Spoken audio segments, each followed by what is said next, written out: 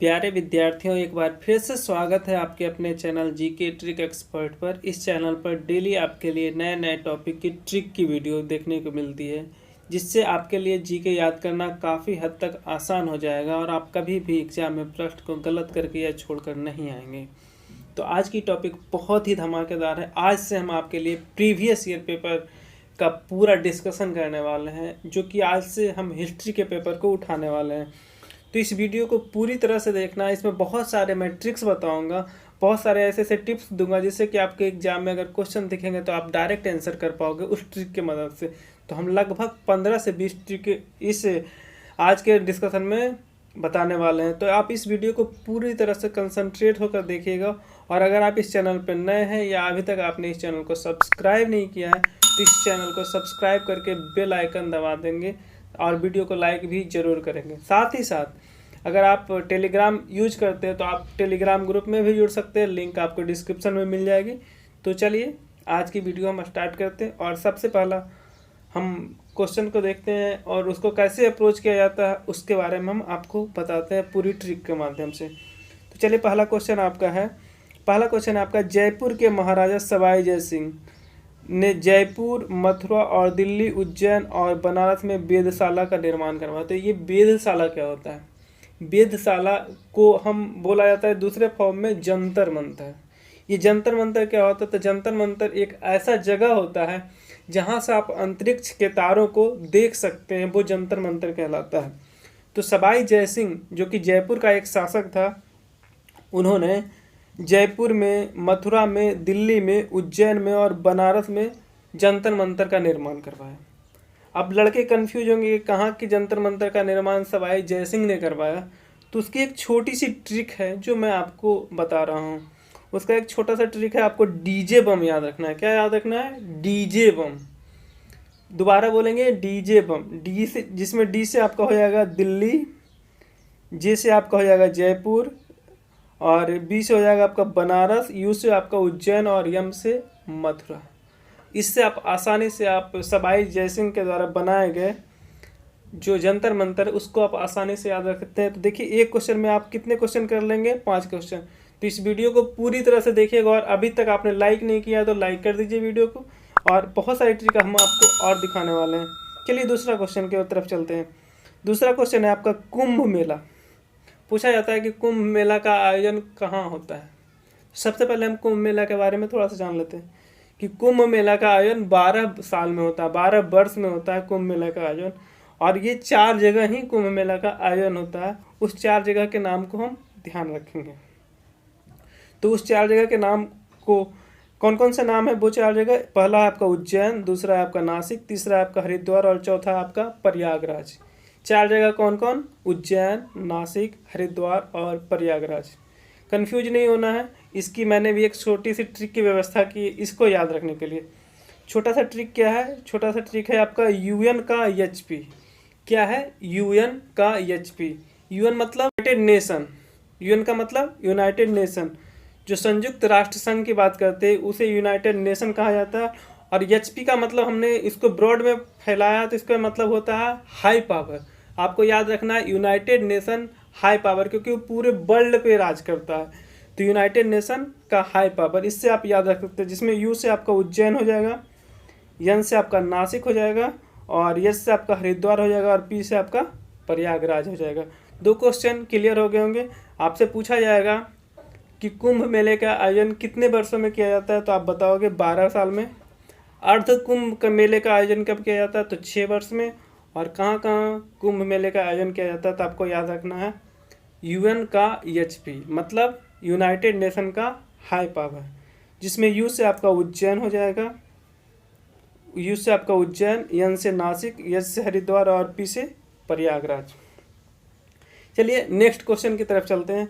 तीसरा क्वेश्चन है आपका दारा सिको सूफी धारा का अनुयायी था। तो कौन सी सूफी धारा का अनुयायी था? सूफी धारा में बहुत सारे संप्रदाय हुए, बहुत सारे लोगों ने बहुत ढंग ढंग के अपने मत दिए। तो जो दारा सिको था वो कादरी संप्रदाय को मानता था। कौन से संप्रदाय को? कादरी संप्रदाय को।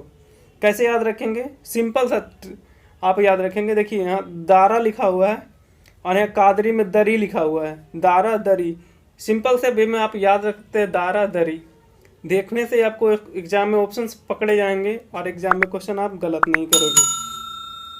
अगला क्वेश्चन है आपका, दिल्ली सल्तनत का अंतिम सुल्तान कौन था? क्या है आपका? दिल्ली सल्तनत का अंतिम सुल्तान कौन था? तो इसका आंसर होगा इब्राहिम लोदी। अब हम दिल्ली सल्तनत के बारे में पूरी जानकारी ले लेते हैं।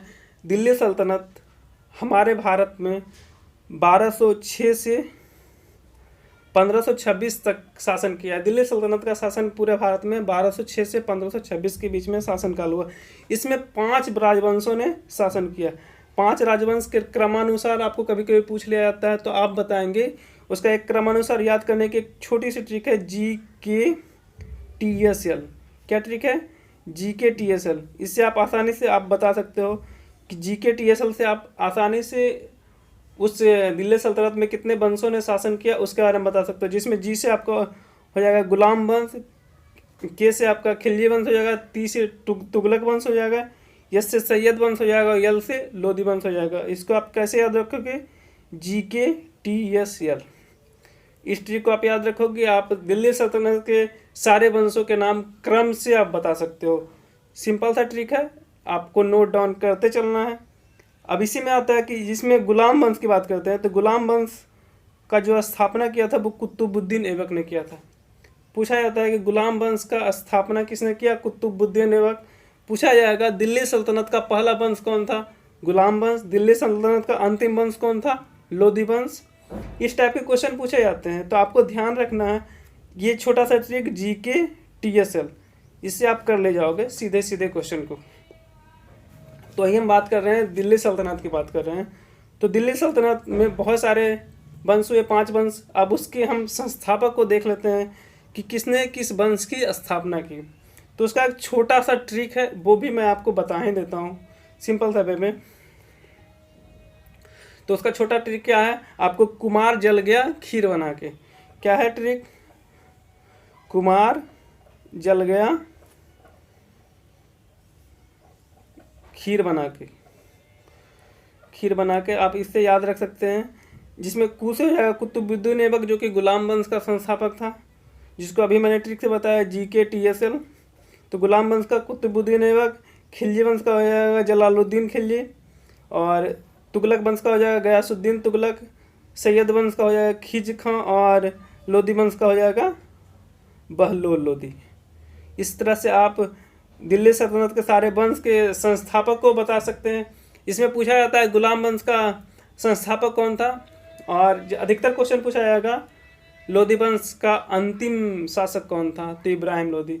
इब्राहिम लोधी और लोधी वंश का जो अंतिम खात्मा होता है, क्या होता है, कुछ समय बाबर अटैक करता है और पानीपत का पहला युद्ध होता है, जो कि 1526 ईस्वी में होता है, जिसमें बाबर और इब्राहिम लोधी के बीच लड़ाई होती है, जिसमें इब्राहिम लोधी हार जाता है और फलस्वरूप वहाँ से फिर मुगल सत्ता स्थापित हो जाती है और मुगल वंश का स्थापना बाबर के द्वारा कर दिया जाता है। तो वही पानीपत का पहला युद्ध होता है। तो आपसे पूछा जाएगा पानीपत का पहला युद्ध कब होता है, तो वो होता है 1526 ईस्वी में। पानीपत का पहला युद्ध कब होता है? 1526 ईस्वी में बाबर और इब्राहिम लोधी के बीच, जिसमें बाबर विजयी होता है, इब्राहिम लोधी हार जाता है। अब हम यहाँ पे पानीपत की बात आई, तो हम पानीपत के तीनों युद्ध को एक तरह से पूरी तरह से हम डिस्कस कर देते हैं कि पानीपत के तीन युद्ध कौन हुए थे। तो पहला युद्ध मैंने अभी बता दिया। दूसरा युद्ध की बात करते थे, दूसरा युद्ध हुआ है 1556 ईस्वी में अकबर और हेमू के बीच। इसमें क्या होता है कि अकबर जीत जाता है और हेमू हार जाता है। तो आपको याद रखना है कि पानीपत का दूसरा युद्ध कब हुआ? 1556 में अकबर और हेमू के बीच में। इसमें अकबर विजयी होता है और हेमू हार जाता है। तीसरा युद्ध की बात करते हैं, तो तीसरा युद्ध हुआ है आपका 1761 ईस्वी में। कब हुआ है? 1761 ईस्वी में मराठा और अफगान शासक अहमद शाह अब्दाली के बीच में पानीपत का तीसरा युद्ध हुआ। आपको ये तीनों युद्ध आपको अच्छे ढंग से याद रखने हैं, पहला, दूसरा और तीसरा। और ईस्वी सन तो पक्का, क्योंकि ईस्वी सन पक्का पूछे जाते हैं। तो आपको एक छोटा सा ट्रिक, इसके लिए मैं क्लू बता रहा हूँ, आपको याद रखना है 26, 56 और 61। 26, 56 और 61 आपको याद रखना है। 1526, 1556 और 1761। 26, 56, 61 आप याद रखेंगे, तीनों पानीपत के युद्ध को आप बता सकते हैं। उसके बाद आपको शासक के नाम याद रखना है। तो पहला बाबर और इब्राहिम लोदी के बीच में, दूसरा अकबर और हेमू के बीच में, और तीसरा मराठा और अफगान शासक अहमद शाह अब्दाली के बीच में। ये तीनों युद्ध क्रमवार ढंग से आप याद रखेंगे, एग्जाम में किसी तरह का कोई कन्फ्यूजन नहीं होना चाहिए। अब हम दिल्ली सल्तनत के थोड़े कुछ और जानकारियाँ ले लेते हैं।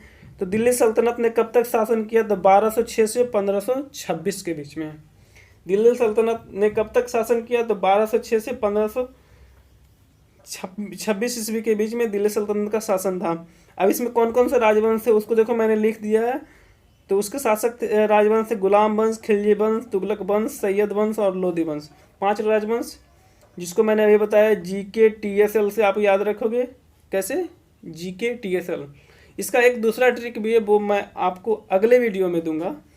तो ये GK TSL से आप इसको दिल्ली सल्तनत के प्रमुख वंशों को आप याद रख सकते हो। अब देखिए तीसरा युद्ध के बारे में मैंने अभी बता दिया, जो कि क्वेश्चन में था कि पानीपत का तीसरा युद्ध कब हुआ था? तो 1761 ईस्वी में मराठा और अफगान शासक अहमद शाह अब्दाली के बीच में हुआ था। अब हम बात करते हैं मुगल वंश की, क्योंकि इब्राहिम लोदी को हराकर बाबर ने जब मुगल सत्ता आरंभ की थी, तो मुगल वंश की स्थापना कब हुई? 1526 ईस्वी में, जो कि पानीपत का पहला युद्ध हुआ था। इसमें कौन जीता था? इसमें बाबर जीता था। किसको हराया था? इब्राहिम लोदी को हराया था।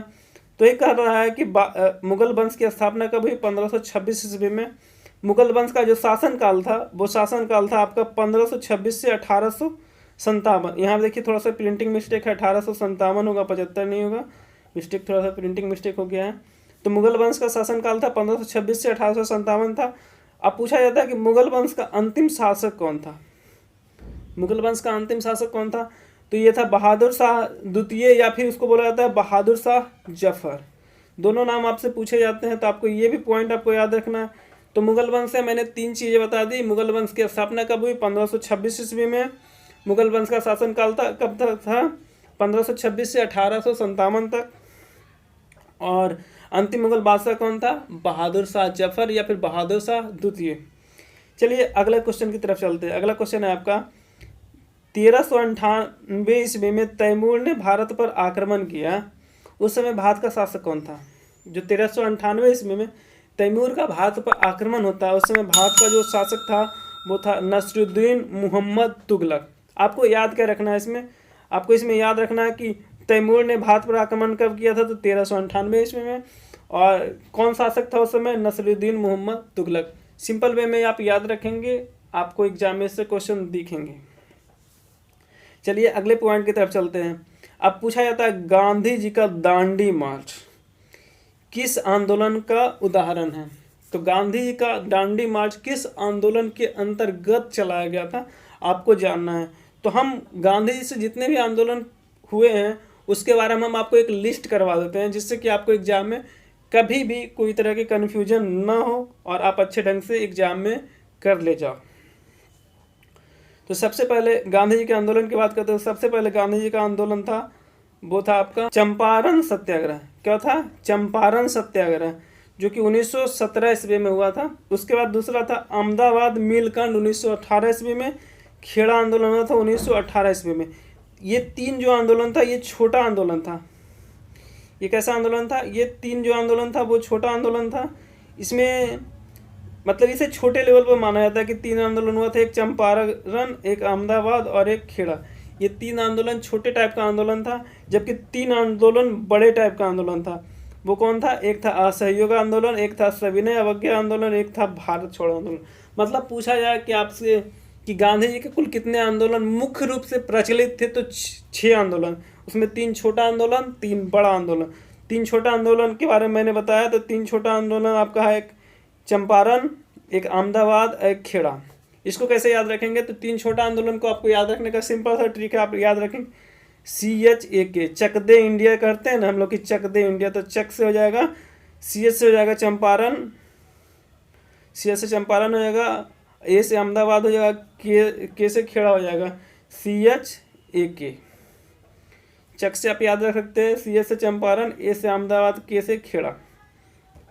अब हम ईस्वी सन की बात करते हैं। तो चंपारण 1917 में चंपारण हुआ था। उसके बाद 1918 में ही अहमदाबाद और 1918 में ही खेड़ा हुआ था।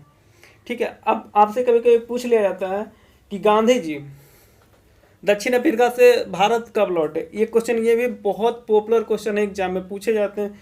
तो गांधी जी दक्षिण अफ्रीका से भारत कब लौटे थे? 1915 ईस्वी में। गए थे कब? गए थे 1893 ईस्वी में। 1893 ईस्वी में गांधी जी दक्षिण अफ्रीका गए थे, 1915 ईस्वी में लौटे थे। अब आपको बताना है कि कितने साल तक गांधी जी दक्षिण अफ्रीका में रहे। तो ये क्वेश्चन ये भी पूछा जाता है। तो 22 साल टोटल आपको बताना होगा कि 22 साल तक गांधी जी दक्षिण अफ्रीका में रहे थे। जिसमें कि चंपारण सत्याग्रह की तो हमने बात कर ली, 1917 में हुआ था। अहमदाबाद मिलकांड 1918 में हुआ था। खेड़ा आंदोलन 1918 में हुआ था। अब हम बात करते हैं असहयोग आंदोलन की। तो असहयोग आंदोलन कब हुआ था? असहयोग आंदोलन 1920 ईस्वी में हुआ था। आपको याद रखना, असहयोग आंदोलन 1920 ईस्वी में रखना हुआ था। उसमें क्या हुआ था? उसमें रॉलेट एक्ट का विरोध किया गया था। जो रॉलेट एक्ट लाया गया था, जिस समय जालियांवाला बाग हत्याकांड हुआ था, उस समय रॉलेट एक्ट के कारण ही लोग विरोध कर रहे थे, जिसके कारण जालियांवाला बाग हत्याकांड हुआ था। तो उसी के विरोध में असहयोग आंदोलन किया गया था। तो ये 1920 में हुआ था। हम कैसे याद रखें 1920 असहयोग आंदोलन? तो देखिए, असहयोग को मैंने 5, इसको अगर वर्ड काउंट करेंगे तो ये 5 वर्ड है। इसको हमने 4 से मल्टीप्लाई कर दिया तो 1920 में वहाँ से 20 हो जाता है, इससे हमने 1920 याद रख लिया। ऐसे ही सविनय अवज्ञा की बात करते हैं। तो देखिए, सविनय अवज्ञा कितना है? 7 लेटर। तो इसको 7 को 4 से मल्टीप्लाई कर देंगे 28 हो जाएगा, मतलब 28 के आसपास बोला तो 1930 में। इससे मैंने याद रखा। और भारत छोड़ो आंदोलन तो सब जानता है 1942 में। तो इसी में कहा जाता है कि असहयोग आंदोलन कब हुआ था? तो रॉलेट एक्ट कानून के विरोध में असहयोग आंदोलन हुआ था, जो कि 1919 में रॉलेट एक्ट आया था, 1920 में असहयोग आंदोलन हुआ था। जबकि सविनय अवज्ञा आंदोलन के तहत ही दांडी यात्रा हुई थी। आपसे क्वेश्चन पूछा गया था कि दांडी आंदोलन यात्रा का संबंध किस आंदोलन से है? तो आपको बताना चाहिए था सविनय अवज्ञा आंदोलन, जो कि दांडी यात्रा हुआ था कब?